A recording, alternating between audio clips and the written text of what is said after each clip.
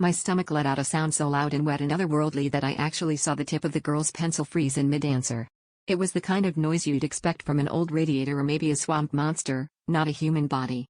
I was sitting in the front row of a silent, echoey auditorium, hunched over the blue booklet of my timed psychology exam, and I could feel the mortification radiating from my cheeks down to my toes. The girl to my left, Emma, angled her head just slightly, not enough to look directly at me, but enough that I could see her eyes flicker with curiosity and, maybe, concern. I tried to play it off, pressing my forearm into my stomach, hoping to muffle whatever was happening in there. But the more I tried to ignore it, the more creative my gut became. A high-pitched squeal, a series of weird chirps, then a long, slow gurgle that seemed to bounce off the high ceiling and settle somewhere near the professor's podium. Each sound was followed by a heavy silence, broken only by the frantic scratch of pencils and the occasional cough from across the room. I could smell the faint tang of dry erase marker from the board at the front, which did absolutely nothing to distract me from the symphony coming from my insides.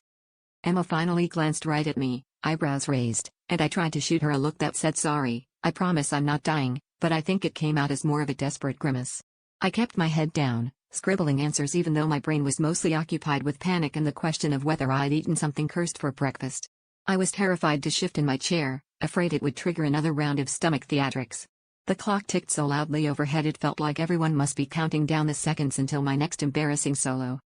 I thought maybe I could sneak out to the bathroom, but the TA was stationed right by the only door, and leaving would mean losing precious minutes I didn't have.